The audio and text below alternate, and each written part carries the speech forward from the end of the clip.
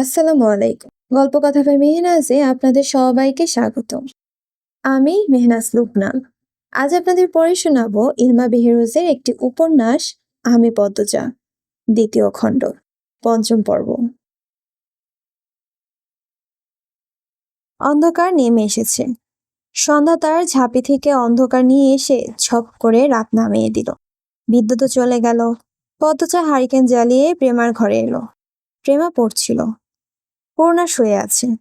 পদ্মজাকে দেখে প্রেমা এগিয়ে এসে হারিকেন নিল। এরপর বলল, আপা, সন্ধ্যার নামাজ পড়েনি। তুই পড়, আমি দেখছি।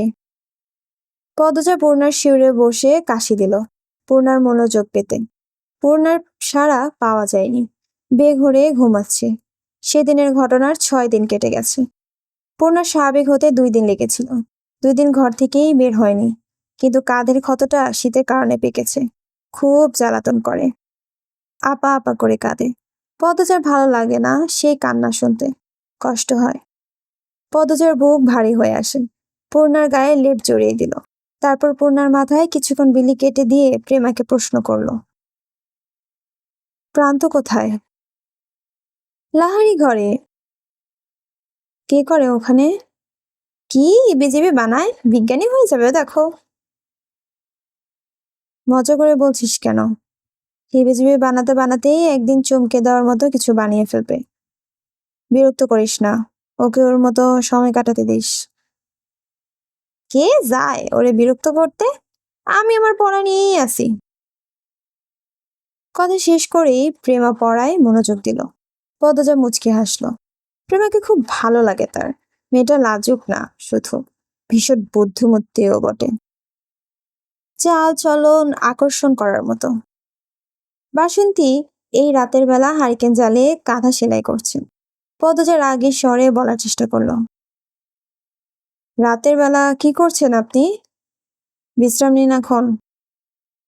বাসন্তী পদ্মজার দিকে চেয়ে হাসলেন, বললেন, কিছুক্ষণ আগেই তো সন্ধ্যা হলো। সারাদিন কাজ করেন, এখনো করবেন? বিকেলে এত সব রান্নাও করলেন। যতদিন গ্রামে আছি আমি এই সেলাই টেলাই যেন আর না দেখি। বাসন্তীকে আর কিছু বলতে না দিয়ে পদ্মজা কাঁথা কেড়ে নিল। বাসন্তীর কোনো কথা শুনেনি। আলমারির ভেতরে কাঁথা সুতা সুই রেখে বলল, যতদিন আছি আমি এগুলো বের করতে যেন না দেখি, বুঝছেন? আমার কি আর কিছু বলার আছে? পদ্মজা হেসে ফেলল, সাথে বাসন্তীও।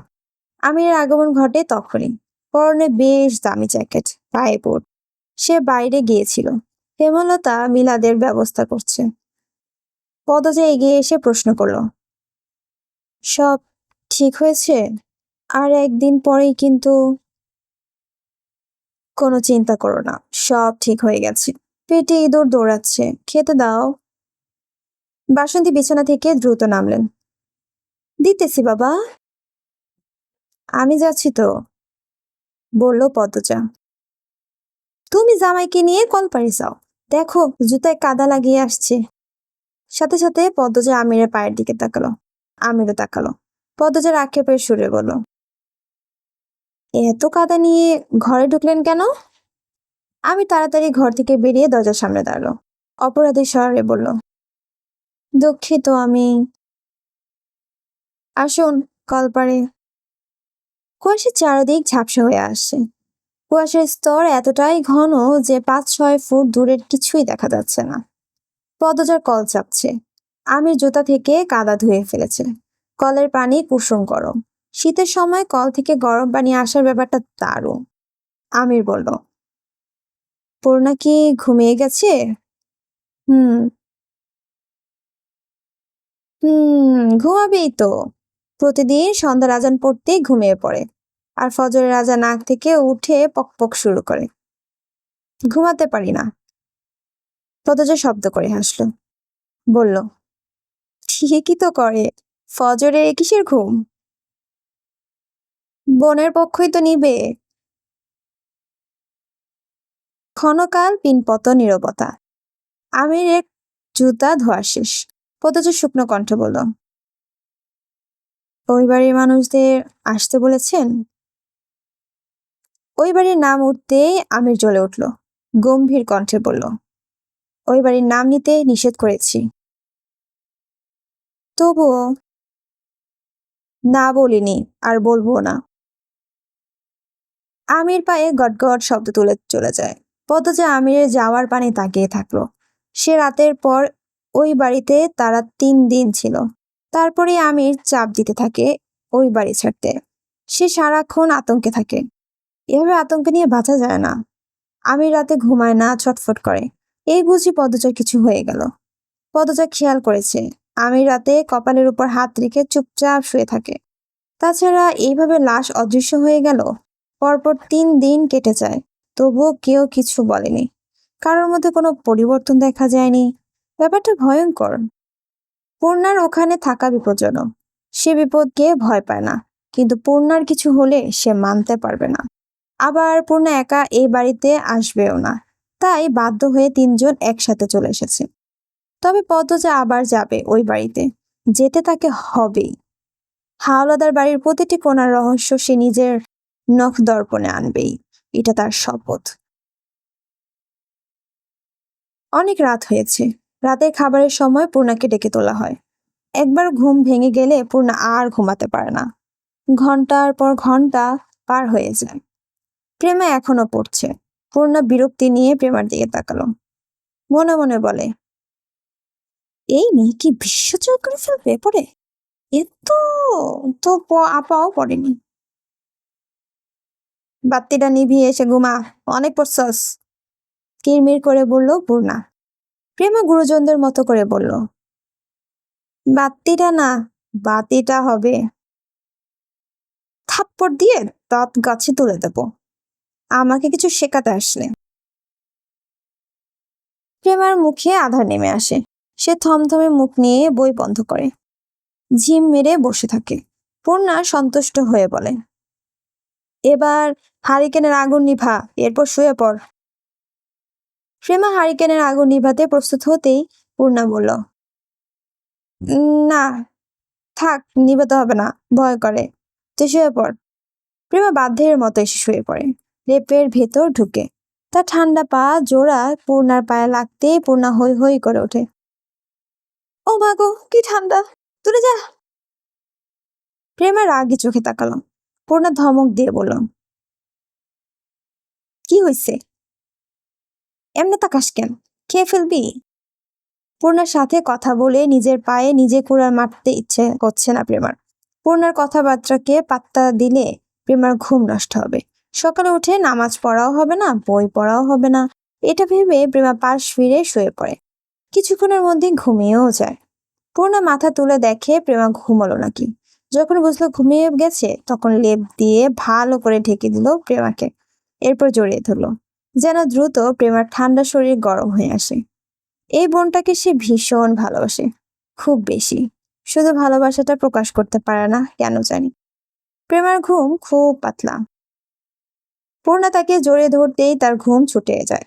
ঠোঁটে ফুটে উঠে মুচকে আসে, প্রায় এরকম হয়। সে ঘুমালে পূর্ণা তার কপালে চুমু দেয়, চুলে বিলি কেটে দেয়, হাত পায়ের নখ কেটে দেয়। ভালোবাসার অনেক রূপ হয়, তেমনি এই দুই বোনের ভালোবাসাটা অন্যরকম। লুকিয়ে একজন আরেকজনকে ভালোবাসে, প্রাণের চেয়েও বেশি ভালোবাসে। দুজনই টের পায়, কিন্তু প্রকাশে সাপে নেউলে যুদ্ধ চলে। পূর্ণার কিছুতেই ঘুম আসছে না। হারিকেনের আলো নিভু নিভু। পূর্ণা উঠে বসে, আবার শুয়ে পড়ে। নিভু নিভু আলোর দিকে চেয়ে মৃদুলের কথা ভাবে। মানুষটার কথা ইদানিং উঠতে বসতে মনে পড়ে তার। কাঁধে আঘাত পাওয়ার পর পূর্ণা 2 দিন ঘর থেকে বের হয়নি, তাই মৃদুল বারবার পূর্ণার ঘরে উকি দেয়। পদ্মজা সারাক্ষণ থাকতো, তাই ঢোকার সাহস পায়নি। 2 দিন পর পূর্ণা ছাদে যায়। পিছু পিছু মৃদুলও আসে। পূর্ণার পিছনে দাঁড়িয়ে কাশে। পূর্ণা ফিরে তাকায়, মৃদুলকে দ্বিধাগ্রস্ত দেখায়। পূর্ণা প্রশ্ন করল, কিছু বলবেন? মৃদুল বলল, কেমন আছো? শুনলাম রাইতে রান্নাঘরে নাকি পইড়া গেছিলা। হুম, ভালো আছি। তোমার কি ধপাস ধপাস কইরা পইড়া যাওয়ার ব্যামো আছে? পূর্ণা কিছু বলেনি। পদজা নিষেধ করেছে সেদিনের রাতের ব্যাপারে কাউকে কিছু বলতে। মৃদুল দেখলো পূর্ণা কপাল কুঁচকে কাঁধে হাত বুলাচ্ছে। সে বিচলিত হয়ে জানতে চাইল, বেদনা করে? দায়ের উপর পড়ছো, কতটা কাটছে কে জানে। তার উপর শীতের দিন, এই ঘা সহজে ভালো হইব না। এখানে তো বাতাস হইতাছে, ঘরে যাও, ঘা বাড়াইও না। না, এখানেই থাকবো। মৃদুলার জেদ ধরেনি। পূর্ণা যতক্ষণ ছিল সেও ছিল। এরপর দিন একটু পর পর পূর্ণার খোঁজ নিয়েছে। পূর্ণা খুব সুন্দর একটা অনুভূতির সাক্ষাৎ পায়। শুরুতে মৃদুলকে দেখে শুধুই ভালো লাগলেও আস্তে আস্তে মৃদুলের বিচরণ শুরু হয়েছে তার পুরো অস্তিত্ব জুড়ে। মৃদুলের কথা বলা, দুষ্টুমি, হাসি সব ভালো লাগে। মনের অনুভূতিগুলো হাঁটি হাঁটি পা করে গুরুতর সম্পর্কের দিকে এগিয়ে যাচ্ছে। এমনকি মৃদুলও যে তার ব্যাপারে আগ্রহী পূর্ণা টের পায়। এই বাড়িতে আসার পর দিন মৃদুল আমিরের সঙ্গে দেখা করার অজুহাতে পূর্ণার সাথে দেখা করতে আসে। সবার অগোচরে বলে যায় তার সাথে পরের দিন দুপুরের উত্তরের ঘাটে দেখা করতে। পূর্ণা বলেছিল যাবে, কিন্তু পূর্ণা দুপুরে ঘুমিয়ে পড়েছিল। ঘুম ভাঙে সন্ধ্যায়, তাই আর যাওয়া হয়নি। গতকাল পদ্মজা বের হতেই দিল না। পূর্ণার মন কেমন কেমন করছে। খুব মনে পড়ছে মৃদুলকে। হারিকেনের আলো নিভে যায়, তখনই জানালায় টোকা পড়ে। পূর্ণা ভয় পেয়ে যায়। কে যেন তার নাম ধরে ডাকছে। ভূত এলো নাকি? পূর্ণা ধরফরিয়ে বিছানায় থেকে নামে। আবারও সেই ডাক ভেসে আসে। কণ্ঠটা পরিচিত। পূর্ণা ভ্রুকুঞ্চন করে টিনের দেয়ালে কান পাতে। আবারও ভেসে আসে চেনা স্বর, এই পূর্ণা। কণ্ঠটা চেনার সাথে সাথে পূর্ণা জানালা খুলল। মৃদুলের মুখটা ভেসে ওঠে। পূর্ণার বুক থক করে ওঠে। সর্বাঙ্গে একটা উষ্ণ বাতাস ছুঁয়ে যায়। সে ফিসফিসিয়ে বলল, পাশের ঘরে আপা ভাইয়া, আপনি ঘাটে যান, আমি আসছি। আচ্ছা। মৃদুল চলে যায়। পূর্ণা তাড়াহুড়ো করে সোয়েটার পরে, শাল দিয়ে মাথা ঢাকলো। তারপর হারিকেনে নতুন আগুন জ্বালিয়ে হারিকেন নিয়ে বেরিয়ে পড়ে। ভালোবাসার কথা বলা হয়নি, কোনো সম্পর্ক নেই দুজনের। তবুও পূর্ণা কেন এক বশীকরণের জাদুতে ছুটে যাচ্ছে মৃদুলের কাছে। কলপার অব্দি গিয়ে আবার ছুটে আসে ঘরে। আয়না কাজল বের করে চোখে কাজল দেয়, তারপর বেরিয়ে যায়। ব্যস্ত পায়ে ঘাটে আসে।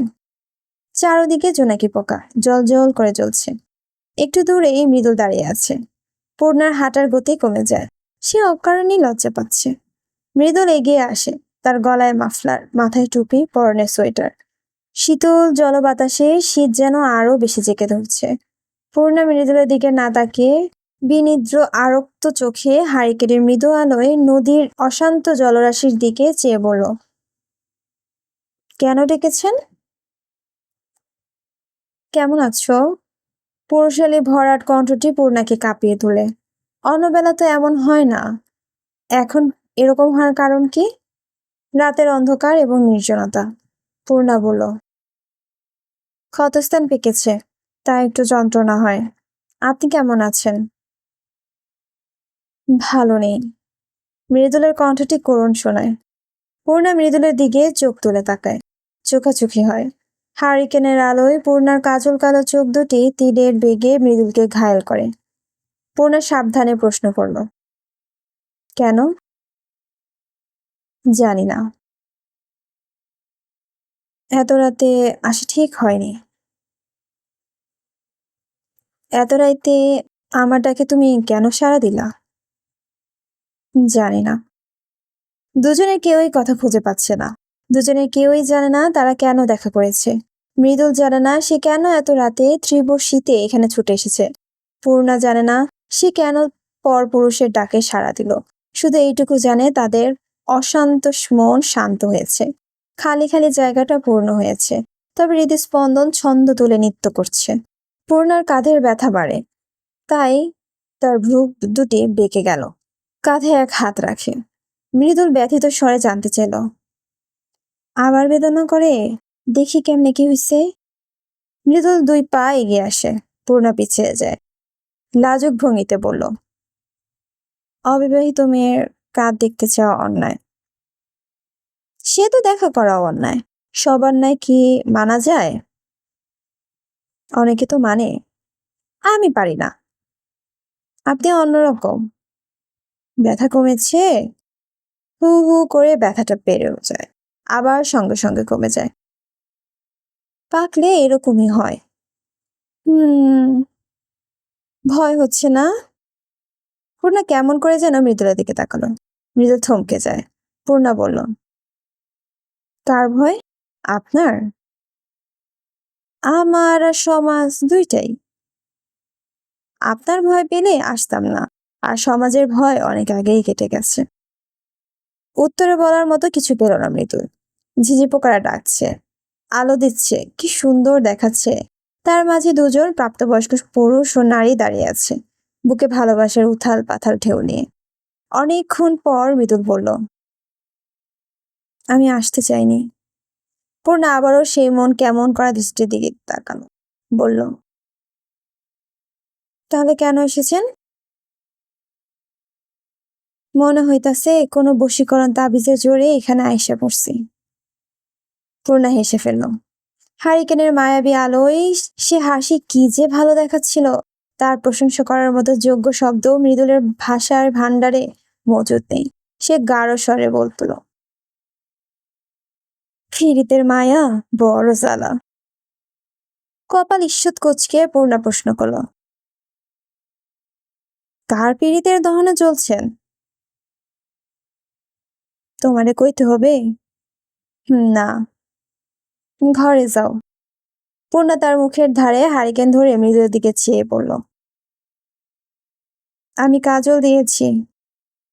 পূর্ণা ভেবেছে তার কাজল কালো চোখ মৃদুল দেখেনি, কিন্তু মৃদুল তো শুরুতেই দেখেছে আর ঘায়েল হয়েছে। সে হেসে পূর্ণার চোখ মুখ আবার দেখল। হারিকেনের হলদে আলোয় পূর্ণার তেল তেলে ত্বক চিকচিক করছে। মৃদুল বলল, দেখেছি, ভালো লাগছে। মৃদুলের এইটুকু প্রশংসায় পূর্ণার মন নেচে উঠল। সে ঠোঁটে হাসি রেখে বলল, সাবধানে বাড়ি যাবেন। সুষ্ঠুভাবে হেমলতার মৃত্যুবার্ষিকীর মিলাদ সম্পন্ন হয়। বিকেলে মোড়ল পরিবারের সদস্যরা একসাথে আটপাড়া মসজিদের সামনে এসে দাঁড়ায়। সাথে বৃদ্ধা মঞ্জুরা এবং হিমেল রয়েছে। মসজিদের কবরস্থানের পাশাপাশি শুয়ে আছে মোর্শেদ, হেমলতা ও পারিজা। কবরের কাছে আসা নিষেধ বলে মেয়েরা দূর থেকে দুই চোখ ভরে 3টি কবর দেখছে এবং চোখের জল বিসর্জন দিচ্ছে। মৃত্যুর এতগুলি বছর পেরিয়ে গেছে, তবুও কবরের সামনে এসে দাঁড়ালে বুকে এত কষ্ট হয়। কাছের মানুষের মৃত্যু হচ্ছে ভয়ঙ্কর বিষের নাম। এই বীজ যারা পান করেছে তারাই জানে কষ্টের মাত্রা। পূর্ণা ছিচকাতুনে সে চোখের জলে স্নান করছে। পদজা ছল ছল চোখে তাকিয়ে আছে কবরগুলোর দিকে। মা নামক মমতাময়ী মানুষটার ছায়ার অভাববোধ প্রতিটি পদক্ষেপে সহ্য করতে হয়। কত ভালোবাসতেন তিনি। মাথার উপরে তার ছায়া ছাড়াই নিঃশ্বাস নেওয়া দায় ছিল। আর আজ এত বছর ধরে পদ্মজার দিব্যি এই মানুষটাকে ছাড়াই বেঁচে আছে। জন্মদাতা পিতা ছোট থেকে অনেক লাঞ্ছনা বঞ্চনা করেছে। কত আকুল হয়ে থাকতো পদ্মজা পিতার ভালোবাসা পেতে। যখন ভালোবাসা পেল, বেশি দিন পৃথিবীতে রইলেন না।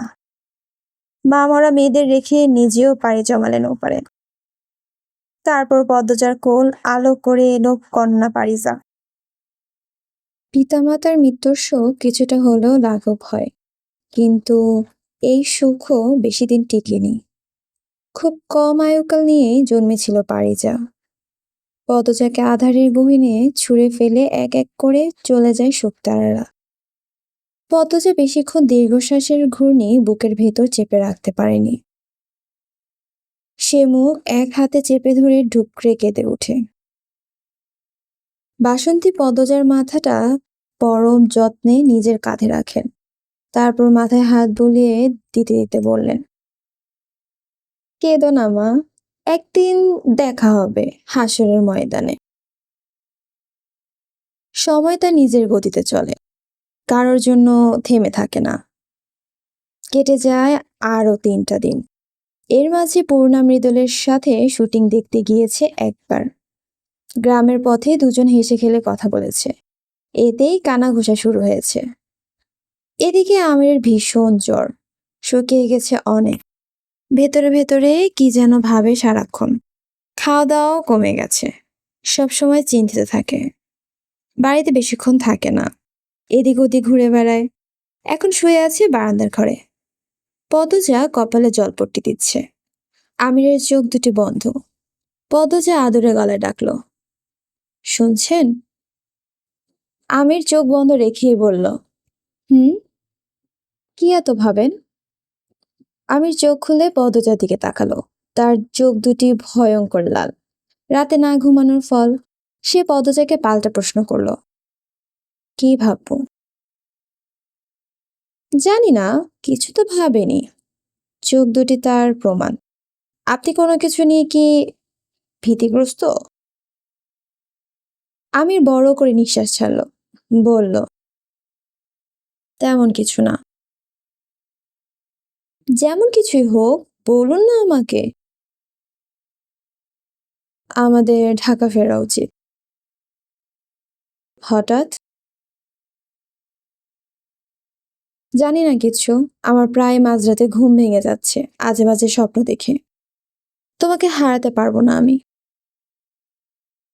আমার কিছুই হবে না, আমি কারোর কোনো ক্ষতি করিনি যে। পদজা থেমে গেল। সে তো একজনকে খুন করেছে। পদজার দৃষ্টি এলোমেলো হয়ে আসে। আমি পদজার দিকে চেয়ে বলল, তুমি কি করে কাউকে খুন করতে পারলে? আমি ভাবতেই পারি না। এরপর থেকে ভয়টা বেড়ে গেছে। আমার খুব চিন্তা হয়, ঘুম হয় না। রাত জেগে পাহারা দিই, কেউ যেন আমার পদ্মবতীকে ছুতে না পারে। পদজার দুই চোখ জলে ভরে ওঠে। বলে, প্রথম তো বিশ্বাস করেননি, এটাই ভালো ছিল। এখন তো বিশ্বাস করে চিন্তায় পড়ে গেছেন, আর অসুস্থও হয়ে পড়েছেন। আমি ভেবেছিলাম স্বপ্ন দেখেছো, তাই ঘুম থেকে উঠে আবোল তাবোল বলছো। তারপর সুস্থ স্বাভাবিক ভাবেও যখন বললে, অবিশ্বাস কি করে করি? এত ভালো বাসতে নেই, আমার কপালে সয় না। ভালোবাসতে না করছো? মোটেও না, মাত্রা কমাতে বলছি। পাশেই অজয়বাবুর আমবাগান। শা শা করে শীতল হাওয়া বইছে। পাখির ডাকও শোনা যাচ্ছে। পূর্ণা মৃদলের চেয়ে ৫-৬ হাত দূরে দাঁড়িয়ে আছে। তার মস্তক নত, ওড়না বেসামাল হয়ে উঠছে। মগাকে দিয়ে পূর্ণাকে ডেকে এনেছে মৃদুল। আসার পর থেকেই ঝিম মেরে দাঁড়িয়ে আছে পূর্ণা, দাঁত দিয়ে নখ কাটছে। মৃদুল নীরবতা ভেঙে বলল, আমি আগামীকাল বাড়িতে যাইতাছি। পূর্ণা চোখে তাকালো। রুদ্ধশ্বাস কণ্ঠে প্রশ্ন করল, কেন? মৃদু মুচকি হেসে বলল, নিজের বাড়ি কেন যায় মানুষ? এখানে তো বেড়াইতে আইছিলাম। ও। পূর্ণা মৃদুলের উপর থেকে দৃষ্টি সরিয়ে অন্যদিকে দৃষ্টিপাত করে গোপনে দীর্ঘশ্বাস ছাড়ে। কান্না পাচ্ছে তার। মৃদুল এক ধ্যানে পূর্ণার দিকে চেয়ে থাকলো, তারপর বলল, অন্যদিকে চাইয়া রইছো কেন? এদিকে চাও। পূর্ণা বাধ্যের মতো মৃদুলের কথা শুনে। তার দুই চোখে জল টলমল করছে। পূর্ণার মেঘাচ্ছন্ন দুটি চোখ দেখে মৃদুলের ভীষণ কষ্ট অনুভব হয়। সে কেমন একটা ঘোর নিয়ে জানতে চাইল, চলে যাব শুই না কষ্ট হইতাছে? পূর্ণা আবারও দৃষ্টি ঘুরিয়ে নিল। অভিমানী স্বরে বলল, মোটেও না, চলে যান। 2 দিন পরই আইতাছি। পূর্ণার চোখে মুখে হাসি ছটা খেলে যায়। সে ঘাড় ঘুরিয়ে 2 কদম এগিয়ে এসে বলল, সত্যি? সত্যি, এবার হাত ধরি। মৃদুলের বেশরম আবদারে পূর্ণা লজ্জা পেল। সে 2 কদম পিছিয়ে যায়। 2 হাত পিছনে লুকিয়ে ঠোঁটে হাসি রেখে বলল, বাড়ি থেকে আসার পর। পূর্ণা দৌড়ে পালাম। মৃদুল পিছনে ডাকে, এই, কই যাও? চঞ্চল পূর্ণা না থেমে ফিরে তাকায়। তার লম্বা কেশ হাওয়ায় এলোমেলো হয়ে উঠছে। সে মিষ্টি করে হেসে জবাব দিল, বাড়ি যাই, আপনি সাবধানে যাবেন, জলদি ফিরবেন। মৃদুল তার গোলাপি ঠোঁট দাঁত দিয়ে চেপে ধরে হেসে মাথা চুলকায়। কি অপূর্ব দেখাচ্ছে গ্রামের চঞ্চল শ্যামবর্ণের মেয়েটিকে। হাওয়ায় তালে মেঠো পথ ধরে ছুটে যাচ্ছে বাড়ির দিকে। চুল আর ওড়না দুটোই হাওয়ার ছন্দে সুর তুলে যেন উঠছে।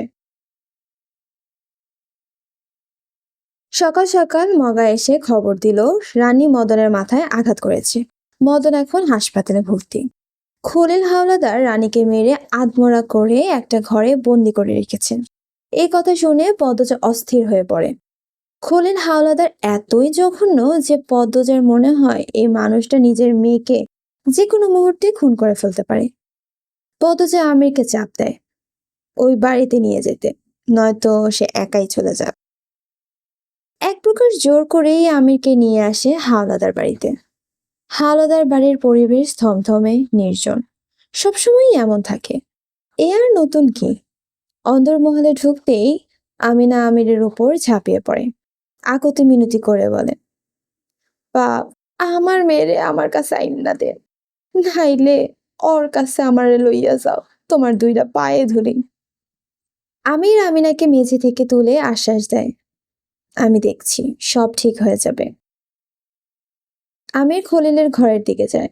ফরিনা এসে বিস্তারিত বললেন।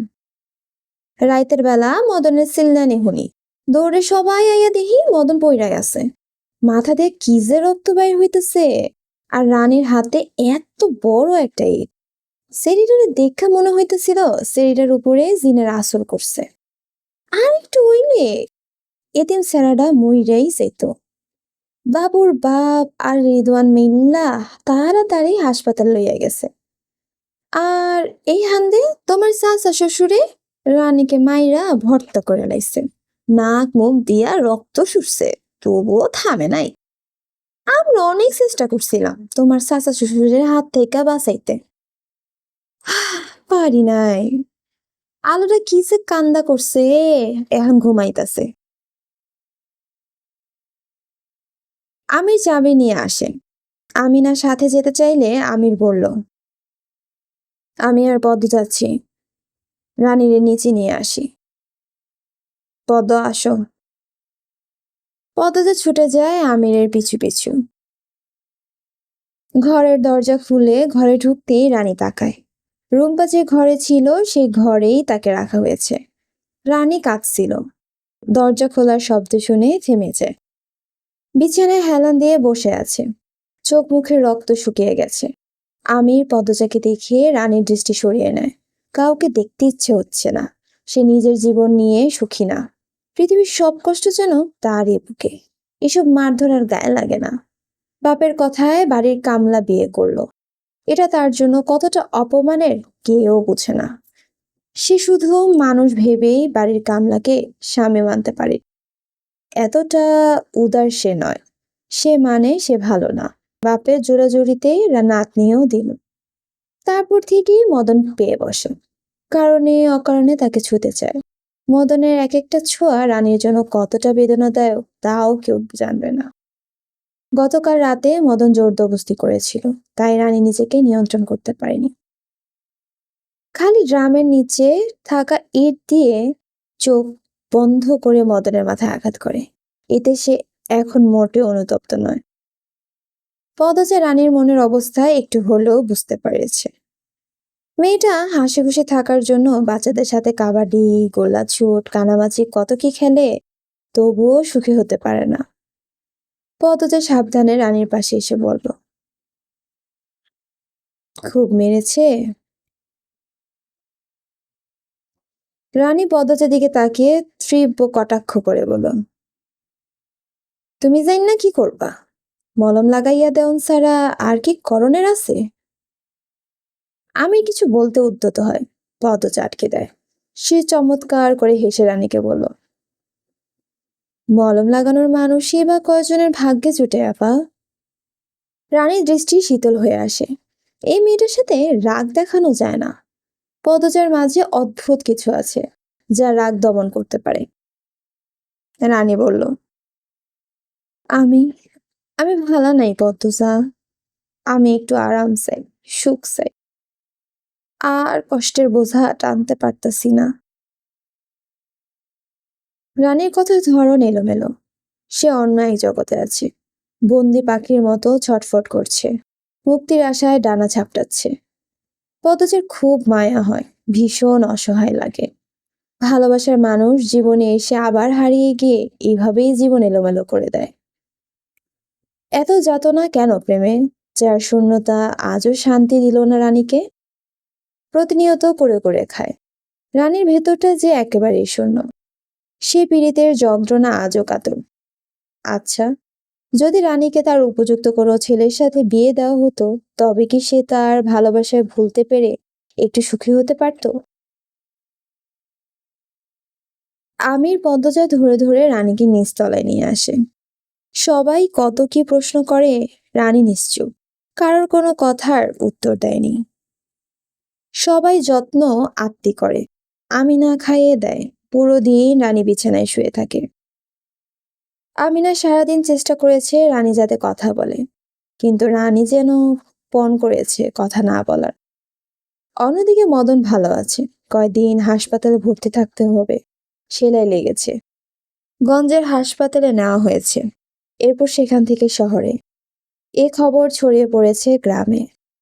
রানীকে সবাই অনেক খারাপ কথা বলছে, অভিশাপ দিচ্ছে। অনেকে বাড়ি বয়ে এসে কটু কথাও বলে গেছে। বাড়ির কেউ নিষেধও করেনি, রানী চুপ করে শুনেছে। বাড়ির অবস্থার কথা ভেবে আমির মোড়ল বাড়িতে ফেরার কথা বলেন। দিন শেষে রাত আসে, সুন্দর পৃথিবীকে ঝাপটে ধরে ঘোর অন্ধকার। সেই অন্ধকারে হারিয়ে যান রানী। সকালে চিঠি পাওয়া যায়, তাতে লেখা, আমার আলোরে দেখা রাখো তোমরা।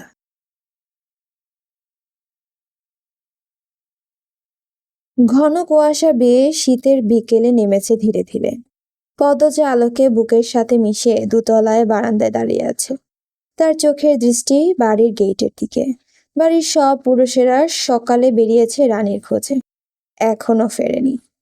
যে নিজের ইচ্ছায় হারিয়ে যায় তাকে কি আর খুঁজে পাওয়া যায়? তবুও পদ্মজা চাইছে রানীকে যেন অক্ষত অবস্থায় ফিরিয়ে পাওয়া যায়। আলো সারাদিন মায়ের জন্য কেঁদেছে, মায়ের আদরের জন্য ছটফট করেছে। আলোর অস্থিরতা দেখিয়ে পদ্মজার দুই ঠোঁট কেঁপেছে। জান প্রাণ দিয়ে চেষ্টা করেছে মায়ের মতো আদর করার, কিন্তু সে তো আলোর মা না। আলোর মায়ের গন্ধ তার গায়ে নেই। রানী মা হয়ে কি করে পারলো আলোকে ছেড়ে যেতে? পৃথিবীর সব মা একরকম হয় না। সব মা সন্তানের জন্য ত্যাগ করতে জানে না, দুঃখ আপন করে নিতে জানে না। পদজা আলোর কপালে চুমু দিল। মেয়েটা চুপ করে আছে।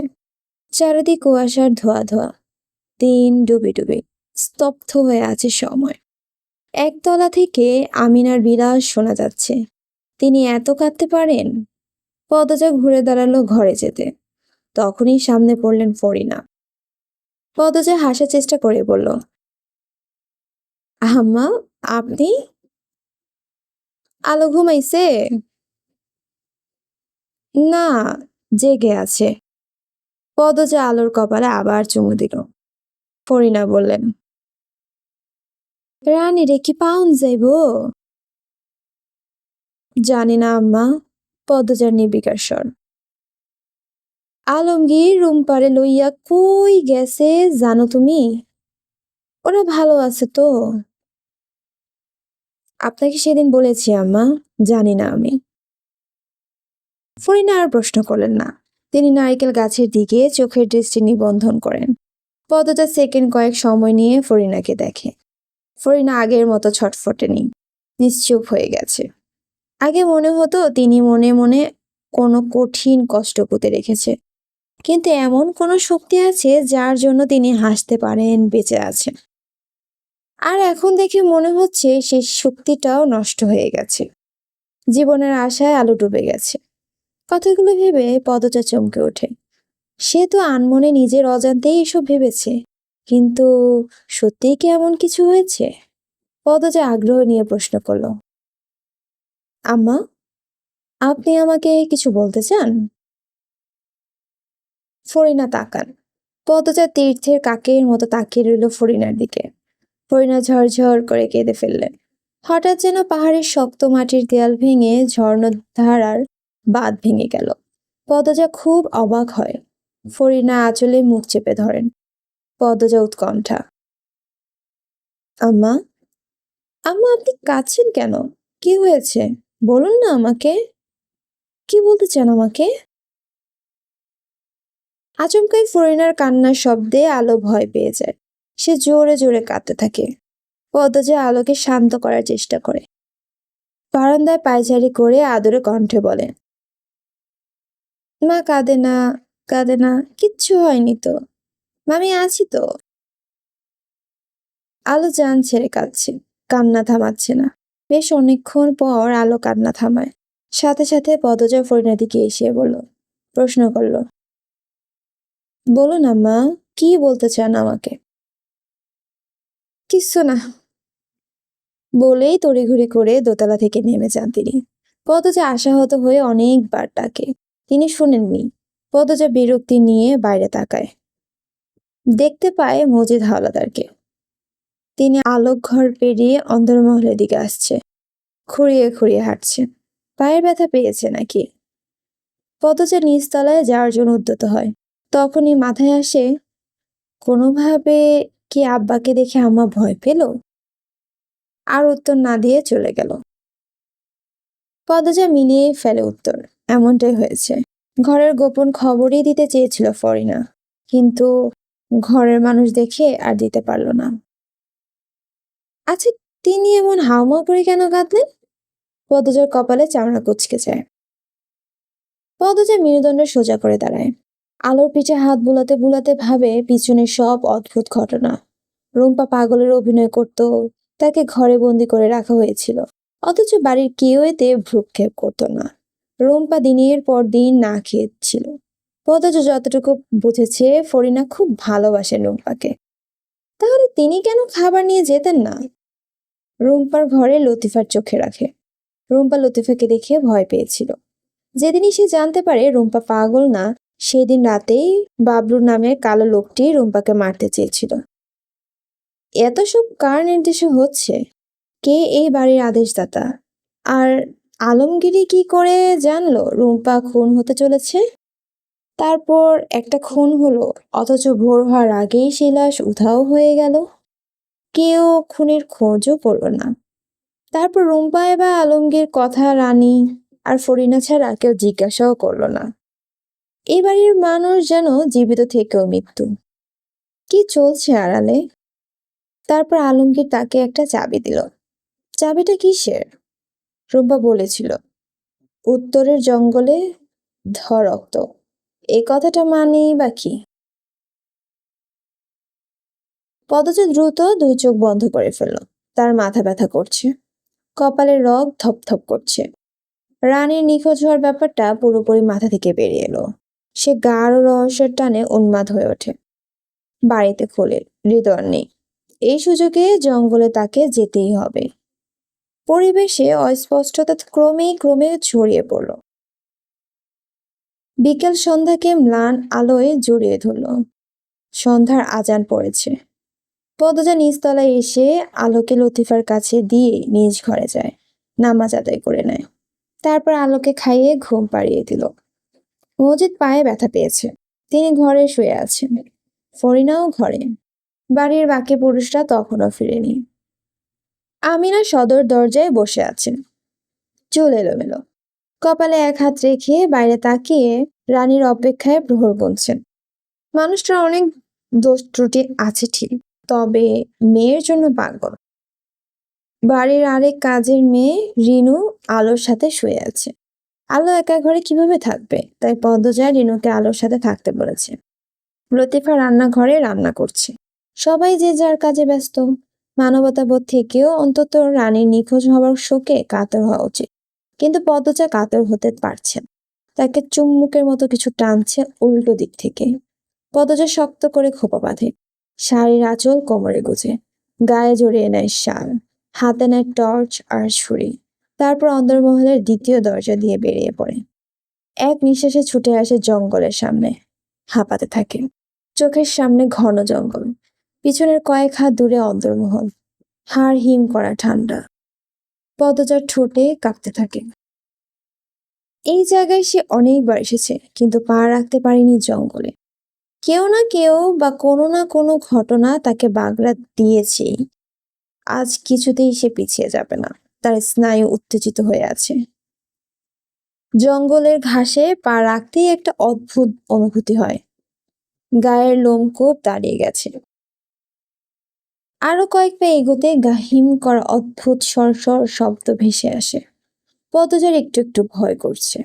গাঢ় অন্ধকারে এমন গভীর জঙ্গলে সে একা। শীতের বাতাসে গাছের পাতাগুলো শব্দ তুলছে, আর পদজা উৎকর্ণ হয়ে উঠছে। ভয় ভীতি নিয়েই সে এগোতে থাকে। চারদিকে ঘাস, সরু একটা পথে ঘাস নেই। মানে এই পথ দিয়ে মানুষ হাঁটাচলা করে? পদজা সেই পথ ধরেই এগোতে থাকে। সে চোখ ঘুরিয়ে ঘুরিয়ে চারপাশ দেখছে। বড় বড় গাছ দেখে মনে হচ্ছে কোনো অশরীর দাঁড়িয়ে আছে।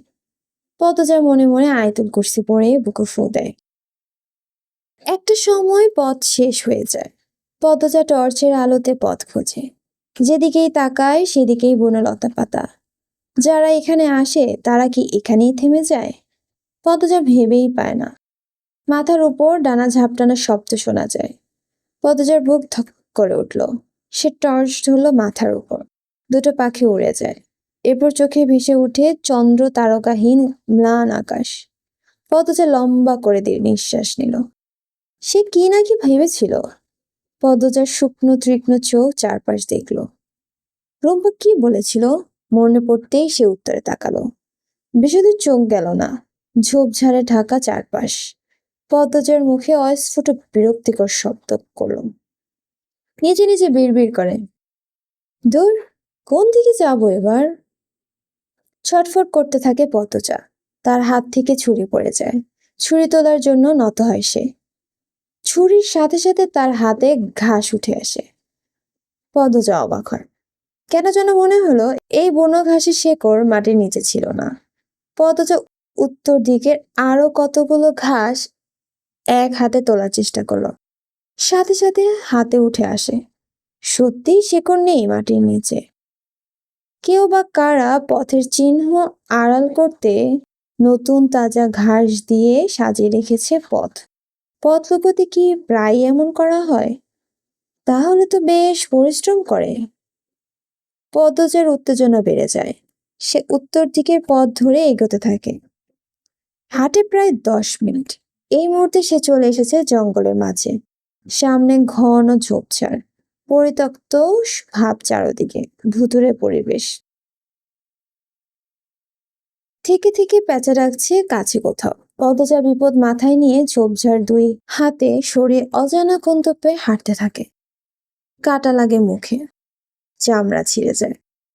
পদজার ব্যথায় মা বলে আর্তনাদ করে উঠল। কিন্তু ব্যথা নিয়ে পড়ে থাকেনি, সে এগোতে থাকে। ঝোপঝাড় ছেড়ে বড় বড় গাছপালার মাঝেই আসতেই পদজার মনে হয় তার পিছনে কেউ আছে। সে চট করে ঘুরে তাকালো। কেউ নেই। সে মনের ভুল ভেবে সামনে হাঁটে, কিন্তু আবার মনে হয় পিছনে কেউ আছে। পদজা থমকে দাঁড়ায়, ঘুরে তাকায়। তার মনটা আনচান আনচান করছে, কোকাইছে, কেমন ভয়ও করছে। এই গভীর জঙ্গলে সে একা। কিছুক্ষণ আগে সন্ধ্যা হলো, কিন্তু এখানে মনে হচ্ছে গভীর রাত। কোনো অঘটন ঘটে গেলে কেউ জানবে না। পদজার রগে রগে শিরশির অনুভব হয়। ভয়টা বেড়ে গেছে। ভেঙে পড়েছে সে। রাত যেন শক্তি সাহসিকতা চুষে নিতে পারে। পদজা আল্লাহকে স্মরণ করে, হেমলতাকে স্মরণ করে। চোখ বুজে হেমলতার অগ্নিমুখ ভাবে। তিনি যেভাবে তীক্ষ্ণ চোখে তাকাতেন সেভাবে পদ্মজা তাকায়। কান খাড়া করে চারপাশে যত জীব প্রাণী আছে সবকিছুর উপস্থিতি টের পাওয়ার চেষ্টা করে। কাছে কোথাও অদ্ভুত এক জীব ডাকছে। নিশাচর পাখিদের তীক্ষ্ণ ডাকও শোনা যাচ্ছে। ঝিঝি পোকারা এক স্বরে ডাকছে। শা শা বাতাস বইছে। এসব কিছুকে ছাড়িয়ে একটা মানুষ গাঢ় নিঃশ্বাস তীক্ষ্ণভাবে কানে ঠেকে। খুব কাছে পিছনে কেউ দাঁড়িয়ে আছে, নিঃশ্বাস নিচ্ছে। পদজার হাত দুটো শক্ত হয়ে যায়। অদ্ভুত এক শক্তিতে কেঁপে ওঠে সে। চোখের পলকে দুই পা পিছিয়ে লোকটা লোকটিকে না দেখে ছুরি দিয়ে আঘাত করে। লোকটি আহ করে ওঠে। পদজা চোখ খুলে ভালো করে দেখে মুখটি অন্ধকারের জন্য অস্পষ্ট, তবে কণ্ঠটি পরিচিত মনে হলো। পদজার ছুরির আঘাত লোকটির হাতে লেগেছে। পদজার রাগী কিন্তু কাপা স্বরে প্রশ্ন করলো, কে আপনি? লোকটি ক্ষুধার্ত বাঘের মতো ছুটে এসে পদ্মজার গলা চেপে ধরে। পদ্মজা আকস্মিক ঘটনার জন্য প্রস্তুত ছিল না। লোকটি এত জোরে গলা চেপে ধরেছে যে তার দম বন্ধ হয়ে আসছে। মাথার উপর আরো কটি পাখি ডানা ঝাপটিয়ে উড়ে যায়। একটা বলিষ্ঠ হাত গাঢ় অন্ধকারে অপরূপ সুন্দরী এক মেয়ের গলা টিপে ধরে রেখেছে। সুন্দরী মেয়েটি ছটফট করছে। লোকটির মুখ অন্ধকারে ঢাকা। ভয়ঙ্কর দৃশ্য। পদ্মজা তার হাতের ছুরিটা শক্ত করে ধরে লোকটির পেটে ক্যাচ করে টান মারে। লোকটি আর্তনাদ করে সরে যায়, হাঁটু গেড়ে মাটিতে বসে পড়ে। পদ্মজা আবারও আঘাত করার জন্য এগোয়। লোকটি ফুলে ফেপে উঠে দাঁড়ায়, যেন নতুন উদ্যমে শক্তি পেয়েছে। লোকটি ঝাঁপিয়ে পড়ে পদ্মজার উপর, নখের আঁচড় বসার হাতে কেড়ে নেয় ছুরি। পদ্মজা ছুরি ছাড়া এমন হিংস্র পুরুষের শক্তির সামনে খুবই নগণ্য। যেভাবেই হোক এর হাত থেকে বাঁচতে হবে। পদ্মজা টর্চ দিয়ে লোকটির মাথায় বাড়ি মারে। লোকটি টাল সামলাতে না পেরে পিছিয়ে যায়। পদ্মজা উল্টো দিকে দৌড়িয়ে থাকে। পিছনে ধাওয়া করে আগন্তুক। দুইবার ছুরির আঘাত, একবার মাথার টর্চের বাড়ি খাওয়ার পরও আগন্তুক লুটিয়ে পড়েনি মাটিতে। নিশ্চিন্তে সে এই রহস্যের পাক্কা খেলোয়াড়। পদ্মজার শাল পড়ে যায় গা থেকে। তার খোপা খুলে হাতের মাতাল হাওয়ায় চুল উঠতে থাকে। ঝোপঝাড়ের মাঝে উদ্ভ্রান্তের মতো সে দৌড়াচ্ছে। কানে আসছে বাতাসের শব্দ, শা শা শা। দুই হাতের শাড়ি ধরে রেখেছে গোড়ালির উপর, যেন শাড়িতে পা বেঁধে পড়ে না যায়। জুতা ছিঁড়ে পড়ে থাকে জঙ্গলে। কাটা কাটায় ছিন্ন ভিন্ন হয়ে যায় পদ্মজার পা। রক্ত বের হয় গল গল করে। তবুও সে থামল না। সে এত সহজে মরতে চায় না। এই গল্পের শেষ অবধি যেতে হলে তাকে বাঁচতেই হবে। আজ এই পর্যন্তই। যদি আপনাদের আমার কাছ থেকে গল্পটি শুনে ভালো লেগে থাকে তাহলে প্লিজ কমেন্ট করে জানাতে ভুলবেন না। আর আমার চ্যানেলটি যদি ভালো লেগে থাকে তাহলে অবশ্যই লাইক, শেয়ার অ্যান্ড সাবস্ক্রাইব করবেন। Thank you.